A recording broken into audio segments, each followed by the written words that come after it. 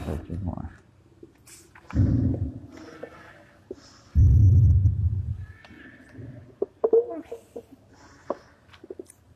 Mulai. Assalamualaikum warahmatullahi wabarakatuh.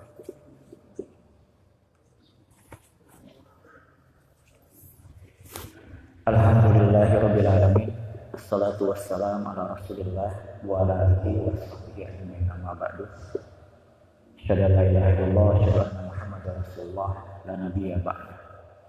Segala puji bagi Allah yang telah memberikan kita nikmat iman, nikmat Islam, nikmat sehat walafiat sehingga pada pagi hari ini bisa sholat subuh berjamaah dan juga bisa bertatap muka.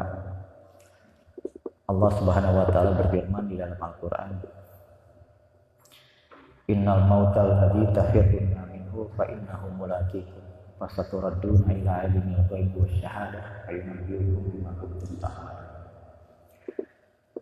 Katakanlah, kematian yang kau lari daripadanya sesungguhnya dia pasti akan mendapatimu. Itu di surah Al-Jumu'ah. Bahkan di dalam surah An-Nisa Allah menggambarkan walau kuntum fi burujin musayyadah, walaupun kalian berada di benteng yang kokoh. Dan mengingat kematian ini merupakan bagian dari tarbiyah jihad kita. Jadi untuk perbaikan diri amat tidak mungkin kalau kita tidak pernah mengingat kematian. Bukan untuk memelemahkan semangat juang, tapi untuk agar kita terus menerus beramal. Rasulullah SAW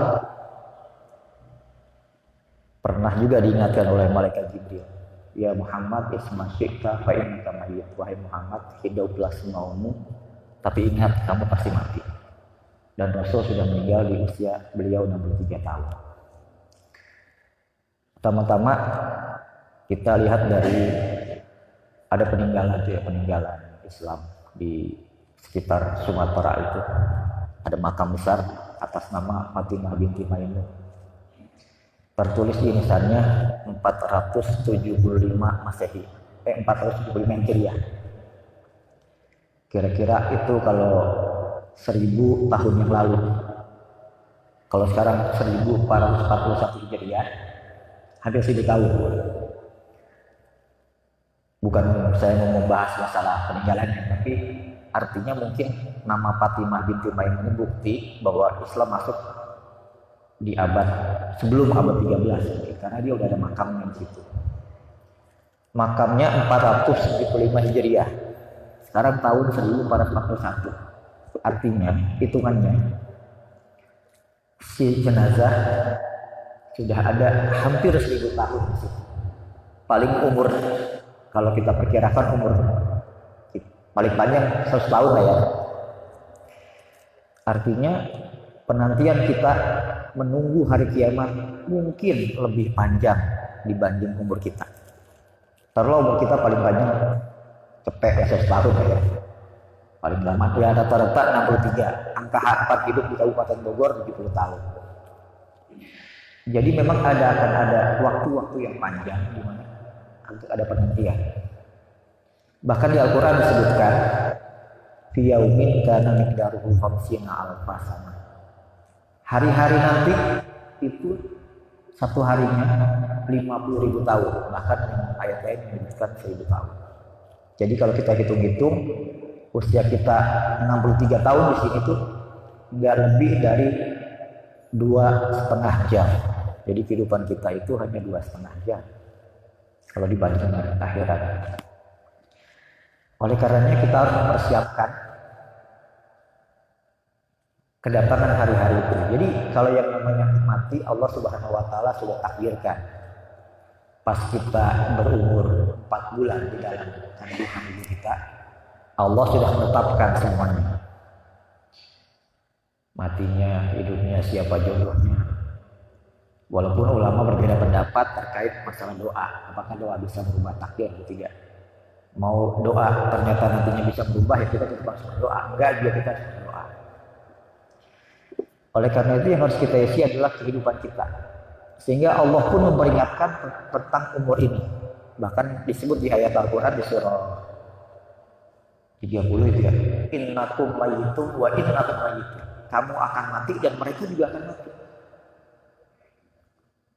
Liyabluwa apa? Alladzi khalaqal mauta wal hayata liyabluwakum ayyukum ahsanu amala. Yang menciptakan hidup dan mati untuk menguji siapa di antara kalian yang terbaik amal-amal. Bahkan di surah yang lain, mimba dikuat, setelah kekuatan ada dokfan. Jadi bayi tumbuh dewasa, kemudian besar, akhirnya menua dan meninggal. Semua seperti itu. Dan inilah salah satunya, seorang yang beriman tidak boleh takut akan kematian. Misalnya diancam dikit takut mati gitu ya. Misalnya kayak kemarin tuh ya, ada yang nomor teleponnya bocor, tiba-tiba diancam, dia ketakutan. Padahal namanya mati mah bisa dari mana aja. Terus apa yang harus kita lakukan di dunia ini sehingga hari-hari kita yang 63 tahun itu akan berharga. Barangkali bayangan kita tentang alam raya yang besar ini, yang Syekh Qutb pernah menyebutkan begini. Manusia itu kecil, alam raya itu kecil, bumi itu kecil. Yang besar hanya Allah. Kalau bumi dan alam raya itu kecil, manusia itu kecil. Tapi manusia bisa menjadi besar pada saat dia terhubung dengan Allah Subhanahu wa Ta'ala. Jadi kita itu bisa menjadi besar kalau kita terhubung dengan Allah Subhanahu wa Ta'ala. Nanti di situ kita akan paham bagaimana cara kita terhubung dengan Allah Subhanahu wa Ta'ala. Jamaah rahimahullah, bagaimana caranya kita terhubung kepada Allah Subhanahu wa Ta'ala. Agar kita bisa merasakan hari-hari kita di dunia ini, hari-hari yang penuh keberkahan, dan hari-hari itu akan kita panen di akhirat kelak. Misalnya begini, kalau kita sedang melaksanakan ibadah-ibadah yang sifatnya langsung ke diri kita, ada ibadah hardi ya, langsung ke diri kita. Taruhlah misalnya kita berdoa kepada Allah Subhanahu wa Ta'ala. Karena doa itu adalah silahul mu'minin wal muhul ibadah, senjatanya orang mukmin dan ruhnya ibadah. Kalau manusia, hubungan sama manusia nih, kita minta kepada orang, makin sering kita minta, orang itu akan makin marah kepada kita. Ya kita juga ngalamin ya Pak ya, kalau ada punya teman misalnya, sekali nolong kita happy aja, 2 kali kalau keseringan kita kesal juga kan. Itu sifat manusia. Tapi kalau Allah, semakin banyak kita minta, semakin banyak kita berdoa, maka Allah semakin senang dengan kita. Allah makin, apalagi kalau kita nggak pernah mengharap kepada Allah. Pingin punya mobil, minta ke Allah. Pingin punya uang miliaran, minta ke Allah. Jangan-jangan selama ini kita belum punya apa-apa gitu ya, karena kita mungkin belum pernah minta kepada Allah Subhanahu wa Ta'ala. Nah, permintaan kita kepada Allah itulah, kalau dia dikabulkan di dunia, itu namanya DP, down payment. Kita minta anak yang soleh, minta kemudahan hidup, dikasih semua oleh Allah. Minta harta, misalnya minta harta yang banyak, belum dikabulkan, nanti sebagian dikasih di dunia, sebagian nanti di akhirat setelah kita meninggal. Nah, kalau kita mengingat mati, apa nggak akan lemas dunia ini? Apakah kita seolah-olah enggan untuk beramal? Justru dengan mengingat mati kita sebanyak beramal. Misalnya ada sebuah hadis Rasulullah SAW, barang siapa yang sehari berpuasa di jalan Allah, maka dia tidak akan merasakan lapar dan haus pada saat di padang mahsyar. Ada hadis Rasul gitu ya. Jadi pas kita puasa, kita ingat-ingat itu. Ya Allah, mudah-mudahan nanti di padang mahsyar saya tidak akan kehausan, tidak akan kelaparan, walaupun matahari hanya sejengkal dari kepala saya. Dan itu kita hayati, kita yakin kejadian itu pasti terjadi. Kita baca lagi, ada sebuah telaga yang Rasul menunggu kita semua di sana. Kita bangun malam, kita berdoa, ya Allah, semoga aku bertemu dengan Rasulullah, Abu Bakar, Utsman, Ali, wa tabi'in di telaga itu bersama Rasulullah SAW. Jadi setiap kita sholat ada pengharapan kepada akhirat. Ada kerinduan pertemuan dengan para rasul, para sahabat. Apalagi di dalam surah itu disebutkan, "Wa man yarju liqa Allah falyamal amalan sholihan wa la yusyrik bi ibadati rabbih ahada." Barang siapa yang hendak mengharapkan pertemuan dengan Allah. Jadi suatu ketika kita akan dikasih kesempatan bertatap muka dengan Allah Subhanahu wa taala. Dengan syarat beribadah. Kita menafkahi anak, menafkahi istri, uang yang sudah kita dapat kita keluarkan, kita kasih. Satu pengharapan kita, mudah-mudahan nanti kita bertatap muka dengan Allah Subhanahu wa taala. Sehingga nanti kita menghadapi kematian itu, memang kita tunggu, oh ini dia kematian itu ya. Bukan kematian karena sakit, karena apa, bukan, kematian mendatang sendiri. Kita mengharapkan kematian yang husnul khotimah. Kematian yang pada saat kita mengadakan kebiasaan-kebiasaan baik. Sedang sholat meninggal, sedang tilawah meninggal, sedang puasa meninggal. Itu yang kita harapkan. Karena nggak mungkin kita lari dari meninggal ini. Kita pasti akan ditemui. Dan inilah yang sekarang kita itu jarang mendapatkan. Seolah-olah begini, ada sebuah hadis Rasulullah SAW. Ada orang yang akan nanti mendapat mimbar-mimbar cahaya di surga, yaitu orang yang bertemu karena Allah dan berpisah karena Allah. Bertemu karena Allah, misalnya ini nih, kita bertemu di sini sholat berjamaah, kemudian ada ukhuwah di antara kita, maka itu bertemu karena Allah. Kemudian ada panitia zakat, panitia apapun bentuk kebaikannya, kita bertemu dengan saudara-saudara kita karena Allah. Nah ini nih yang berat, berpisah karena Allah. Berpisah karena Allah itu artinya kita tidak bersama dengan saudara-saudara kita dalam kesendirian kita. Ada hadis lagi yang menyebutkan 7 orang yang nanti di hari kiamat akan mendapatkan naungan yang tidak ada naungan kecuali naungan Allah. Laki-laki yang menyendiri, kemudian dia merenungi semua kesalahannya, kemudian dia merasa bersalah, kemudian dia menangis, meminta ampun kepada Allah. Dia akan mendapatkan naungan dari Allah Subhanahu wa taala di hari itu yang tidak ada naungan kecuali naungan Allah. Jadi Bapak-bapak sekalian, Ibu sekalian, kita harus bisa membuat momen-momen itu dalam kesendirian kita. Mengingat kesalahan kita dari akil balik, mungkin kita pernah meninggalkan sholat sengaja, pernah memaki orang, pernah gibah, gak sengaja makan riba, gak sengaja menyakiti hati orang. Tampilkan semua kesalahan kita di situ. Angkat tangan kita kepada Allah, ya Allah minta ampun, ya Allah minta ampun, ya Allah minta ampun. Sampai perasaan bersalah itu masuk ke dalam diri kita. Kemudian air mata kita menitik ke situ. Allah janjikan 2, pertama, naungannya nanti pada saat yaumul mahsyar. Yang kedua, air mata kita itu akan menghindari kita dari neraka. Jadi ada 2 mata yang nanti Allah kasih dia itu fasilitas nggak ketemu neraka. Orang yang berjaga di jalan Allah, orang yang ronda menjaga keamanan, orang yang berjaga suatu negeri, sama orang yang menitiskan air matanya karena ingat dosa-dosa dia masa lalu. Semakin sering kita menangis, semakin jauh kita dari neraka. Itulah berpisah karena Allah. Kita berpisah dari saudara-saudara kita. Dan yang begini nggak perlu dikasih tahu orang.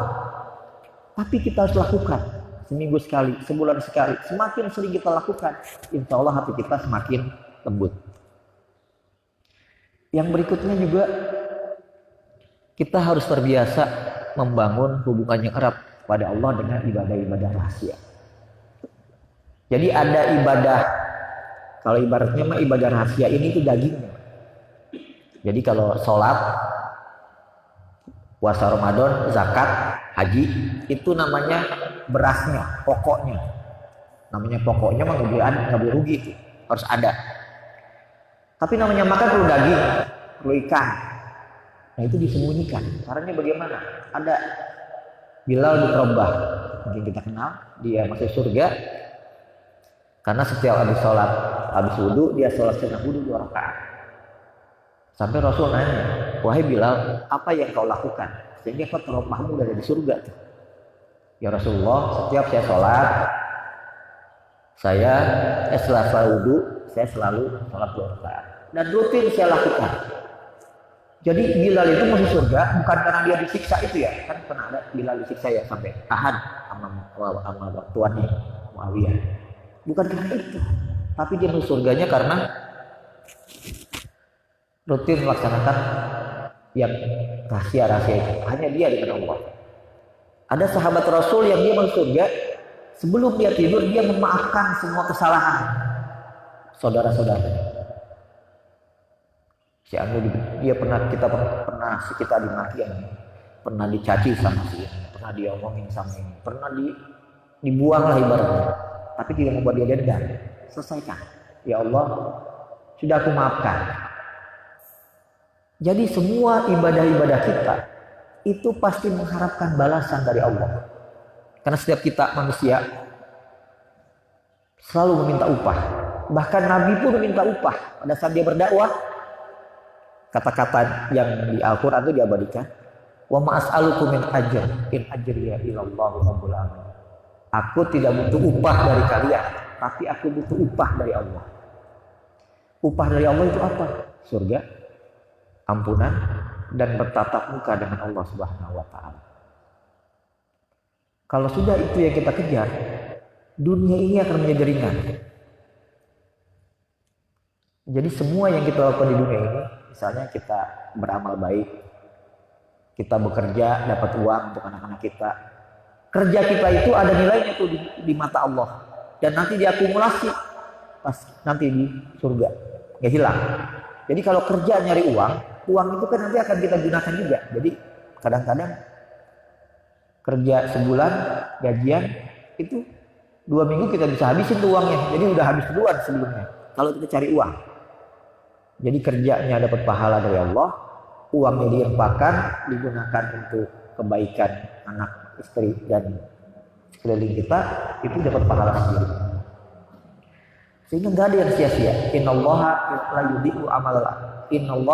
yudhi'u ajrul mu'minin. Allah tidak akan menyanyiakan amalan dan pahala orang-orang yang beriman. Di Al-Quran Allah mengingatkan juga kan di surah sampai dia berusia 40 tahun. Jadi satu-satunya umur yang Allah sebutkan adalah umur 40 tahun. Umur yang di situ orang punya power, punya kekuasaan. Dan Muhammad SAW diangkat jadi nabi pada usia itu. Jadi pada usia itu dan dimulai juga namanya penuaan dini itu mulai di situ. Oleh karena itu buat kita yang sudah umur 40, kita harus mulai menjaga ketaatan kita. Kita harus mempersiapkan apa amalan andalan kita yang patut kita banggakan di sisi Allah.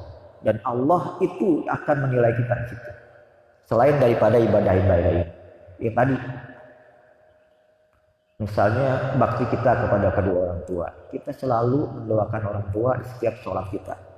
Barang siapa yang mendoakan orang tuanya, dia termasuk bagian daripada berbakti kepada kedua orang tua. Yang berikutnya juga kejadian-kejadian setelah kematian itu ada yang namanya, jadi yang dulu namanya ada alam rahim. Allah Subhanahu wa taala bertanya kepada kita dulu. Alastu bi rabbikum dalam surah 7 ya ayat 72. Qalu bala syahidna. Benar, engkau Tuhanku. Antakulu yaumal qiyamah innakum an hadza ghafilun. Jangan sampai engkau nanti di hari kiamat lalai. Lahir kita ke dunia ini. Jadi dunia ini bagian panjang dari perjalanan kita. Kemudian nanti masuk kubur. Di situ ada azab kubur, ada nikmat kubur. Disebutkan salah satu siksa kubur itu katanya ditampakkan bagian dari neraka buat orang-orang yang dapat jatah neraka. Nah kebayang ya, ditunjukkan doang, ditunjukkan ini bagian neraka, disiksa dari situ. Jadi azab kubur itu bagian dari akidah kita. Ada azab kubur itu.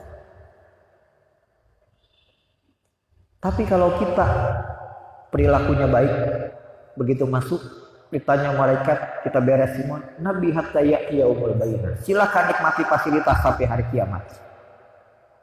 Kubur yang kita lihat cuman ukuran 2x1 itu di pojok kayak kita tempelin gitu. Tampilan fisik.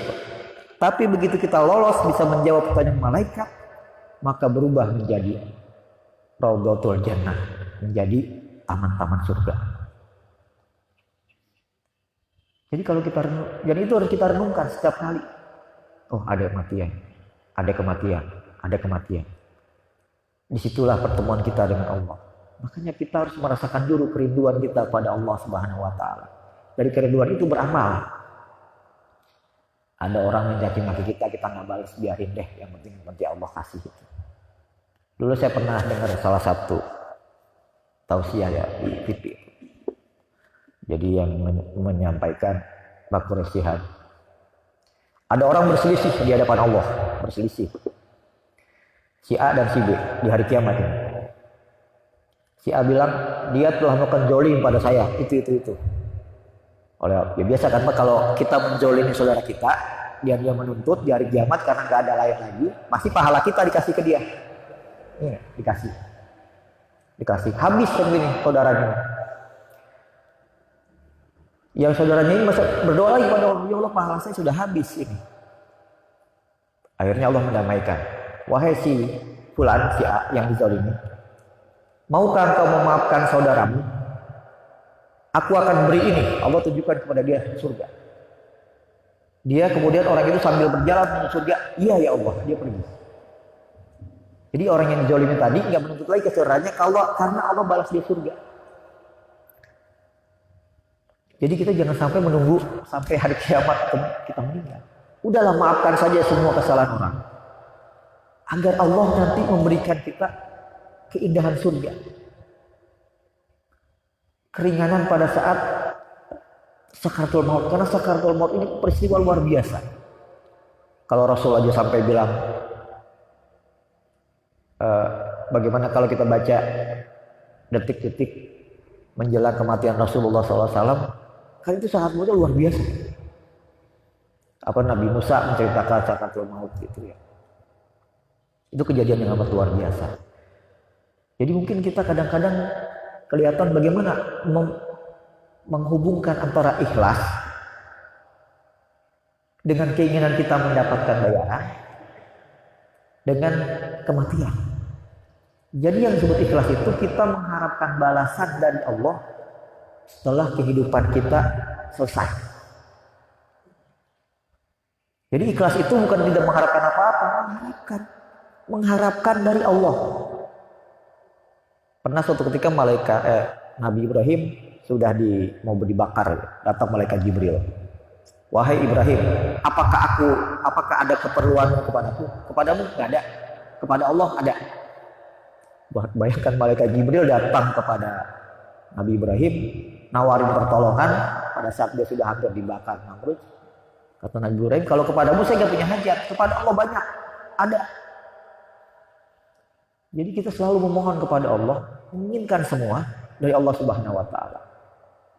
Jadi dan ini juga, jadi kita juga harus terbiasa untuk bermuhasabah sendiri personal di rumah yang orang lain nggak tahu.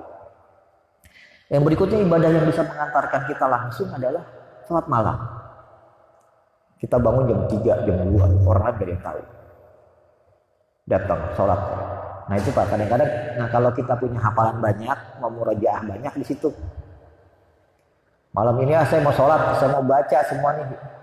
Juz 28 hafalan saya. Enggak. Juz 29 misalnya. Juz 29 itu kan ada 11 surat. Dibikin aja 4, 3. Bukan bola ya Pak ya.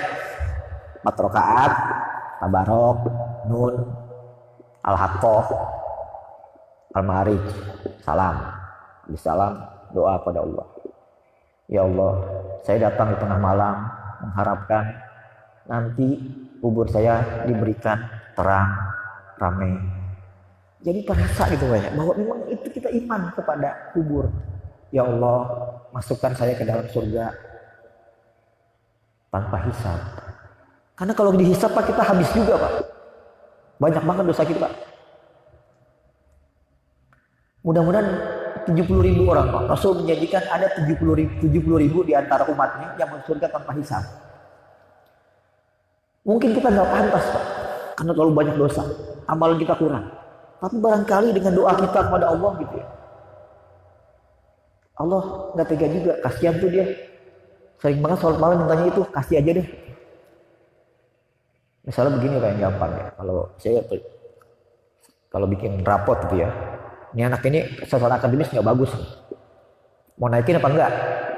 Kata guru yang lain, naikin, anaknya bagus. Mudah-mudahan Allah nanti juga begitu. Ibadahnya mah kurang, campur ria, suka ngomongin orang. Tapi dia selalu berdoa tuh, minta surga, minta surga, minta surga. Mudah-mudahan Allah Subhanahu wa taala memberikan kita kemudahan. Kita nggak tahu Pak, 70.000 orang itu udah berapa tuh kuotanya? Mungkin banyak orang yang nggak pernah berdoa itu. Ya kalau kita masuk sekarang sekolah ya, kuota sekolah misalnya nih 50, yang ngelamar 40, yang 40 masuk semua. 70.000 orang ini barangkali misalnya baru 60.000 gitu ya. Masih ada 10.000 lagi kosong. Gak ada yang berdoa. Kita sebetulnya nggak layak Pak.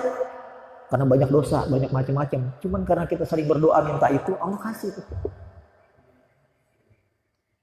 Bagaimana caranya tadi kalau kenapa kita diminta menghafal Al-Quran? Salah satunya adalah seperti Rasulullah tuh. Biar kalau sholat malam nggak diulang-ulang itu lagi. Terus nambah lagi. Untuk apa? Pada saat kita sholat, pada saat kita berdoa, kita merasakan nikmat tuh di dada, di hati kita itu. Apa yang disebut namanya halawatul iman. Nikmatnya berdoa kepada Allah Subhanahu wa taala. Rasanya beda. Nah, nanti kalau kita sudah sering begitu, kita merasakan kebersamaan dengan Allah Subhanahu wa taala. Walaupun Allah selalu dekat dengan kita. Lebih dekat daripada urat leher kita. Selalu kita dekat pada Allah dengan cara kita itu, insya Allah. Sebetulnya nggak ada manusia yang takut mati, itu nggak ada. Rasa takut mati itu ada karena dosa kita kebanyakan. Dosa itu, dosa ini muncul semua. Bagaimana cara menghilangkannya? Ya berdoa kepada Allah, minta diampuni dan jangan diulangi lagi. Jadi kalau dulu ya doktrin kita, laki-laki mah nggak boleh nangis, cengeng. Ya di depan orang nggak boleh nangis, tapi di depan Allah laki-laki itu harus nangis.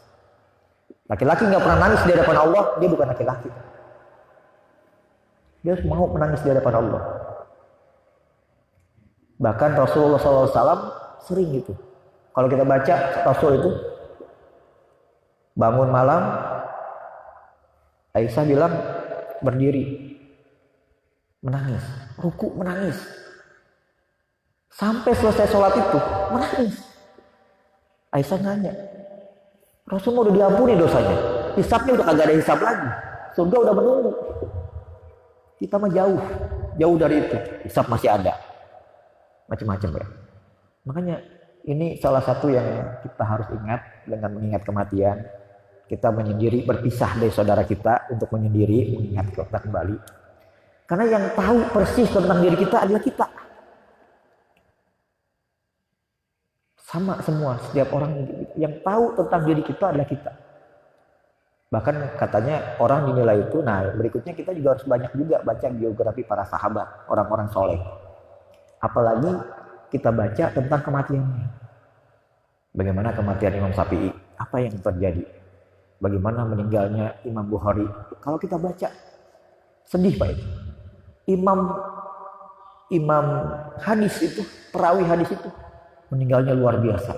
Maksudnya dia sampai, kalau mungkin pernah ada yang baca syair Imam Bukhari Muslim ya, Imam Bukhari ya. Bagaimana dia terbiasa tilawah.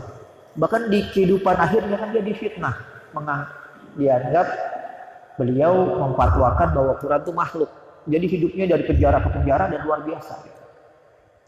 Jadi inilah yang salah satu yang mungkin saya sampaikan buat kita semua, karena keperluan kita kepada mengingat kematian. Karena kematian bisa datang kapan aja gitu ya, nggak mesti nunggu tua, nggak mesti sakit, bisa kapan aja. Dan satu lagi, kita juga jangan terlalu takut dengan kematian. Kalau ada rasa takut itu Pak, berarti dosa kita sudah banyak gitu. Tapi kalau kita sedang berdoa kepada Allah, ya nggak apa-apa. Kematian itu pintu gerbang kita untuk bertemu dengan Allah Subhanahu wa Ta'ala. Makanya bawa bekal yang banyak, bawa amal yang banyak. Jadi ibaratnya mah ada orang tabrakan, 3 orang, soleh semuanya, 4 orang soleh semua tabrakan. Yang 1 meninggal, yang 3 meninggal, 1 enggak. Bisa jadi yang 3 meninggal itu dianggap oleh Allah bekalnya cukup. Tuh 2, 3 bekalnya cukup, pulang. 1 masih kurang, balik dulu. Jangan-jangan kita ini dikasih umur panjang Pak karena kita diminta untuk taubat karena dosa kita kebanyakan.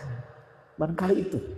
Makanya manfaatkan ini kehidupan kita ini yang kita nggak tahu kapan gitu ya. Sambil mengharapkan. Tapi nanti di antara kehidupan ini kita bisa berkarya. Karya-karya itu pun ada pahalanya. Insya Allah kalau kita mengharapkan pahala dari Allah, tidak mengharapkan pujian orang, jadi itu Pak. Mau orang muji, mau orang nyela, nggak ngaruh. Kenapa?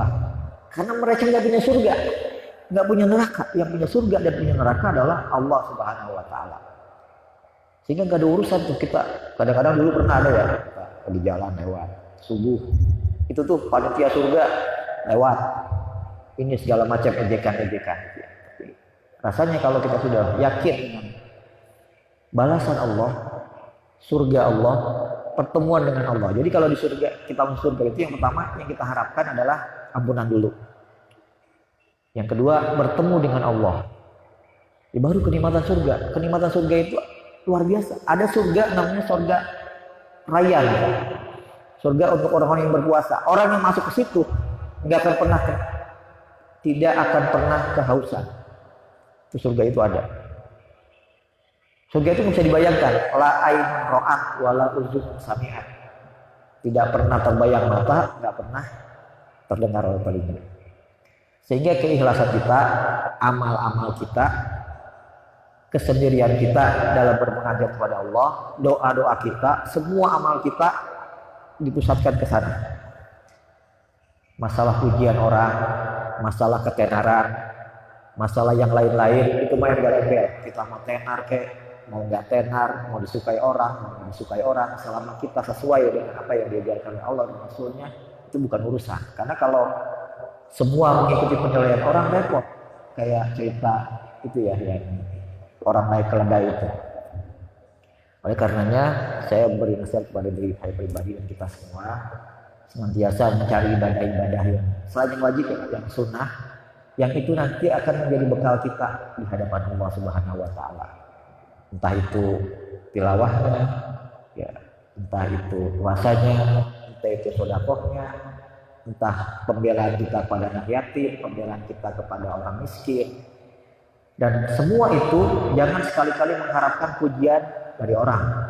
Cukup Allah tahu dan menjadi timbangan terberat karena perjalanan masih panjang, Pak. Alam barzah selesai, hari kiamat, udah tuh. Dari kiamat udah macam-macam itu peristiwanya sampai kita ditimbang sampai masuk sana. Makanya mudah-mudahan jatah 70.000 orang yang tanpa hisab ini belum habis. Ya mudah-mudahan kita dapat. Dari mana dimulainya? Dari doa kita, Pak. Kalau doanya aja belum pernah, insya Allah kita dapat. Tapi kalau sudah berdoa, mudah-mudahan kuotanya belum habis. Billahi taufiq wal hidayah. Assalamualaikum warahmatullahi wabarakatuh.